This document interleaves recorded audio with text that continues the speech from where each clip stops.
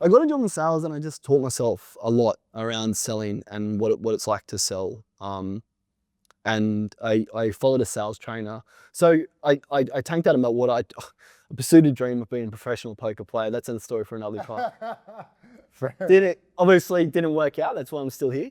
And then if it makes you feel better, I don't even really know how poker works, to be frank with you. It's pretty good. There's a lot of sales in poker, but it's a brilliant game.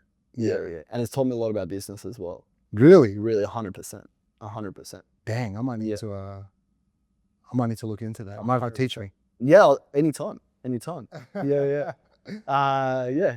And you know what? I won't even charge you. We'll just play. Oh, thank you, Sam. I appreciate it.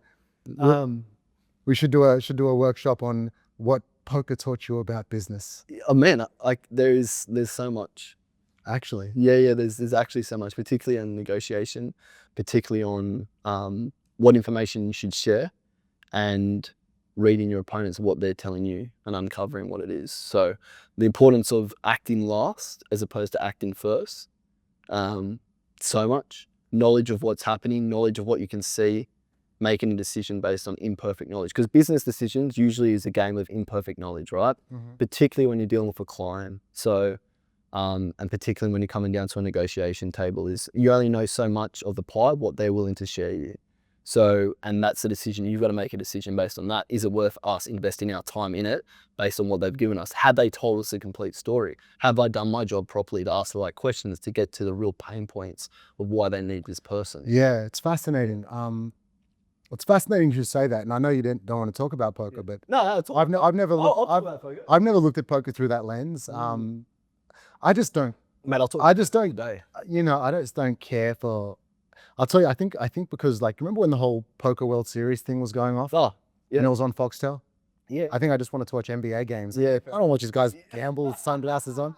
So I was like, whatever. Yeah. But it's interesting you should say that, because it's really interesting during the negotiation phase when you're working with a client. We've had this a few times where they're not putting all their cards on the table and they want to negotiate a commercial outcome because they want to negotiate a commercial arrangement because they want to tick that box. That's on their to-do list. Yeah.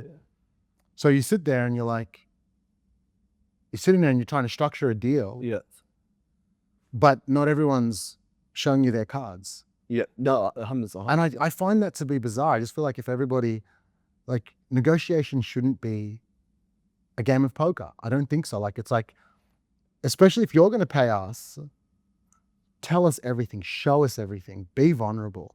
We're not necessarily like, and I guess there's two types of personalities. We're going to take advantage of your vulnerable situation, or, hey, we know where you're at, let's help you out of this. Yeah. I find that to be like one of the most frustrating aspects of, I guess, just getting a deal done, is like that guessing game. Yeah. Like, so it's interesting to hear you say, like, no, I just accept the guessing game. There's going to be, as you said, the term imperfect knowledge. Yeah, it's also imperfect knowledge. So you only see part of the solution. So you always know that they're holding some sort of cards that they're not willing to share. So you just accept that as a poker player and just go into your negotiations knowing that. So it's not that I just accept it. It's just like I'm always going into negotiation knowing, like, with the underlying thing of what don't I know about this.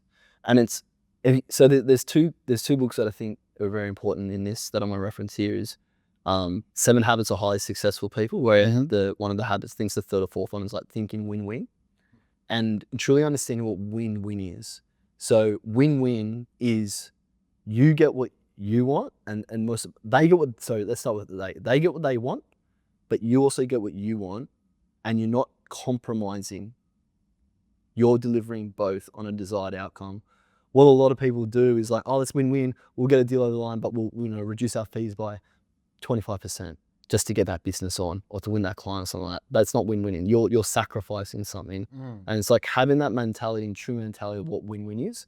But a lot of the time is if they're asking for a discount on fees, trying to understand why that is. So what is it? Why is it? Do they just not have the money? Do they not perceive you as good enough for your own service. And you know, how do they know what you should be paid if you're the expert? And also, if they're the one with the problem, why are they dictating the fees? And it's like, well, have they been burned in the past? If they're the ones with the problem, why are they dictating the fees? Exactly.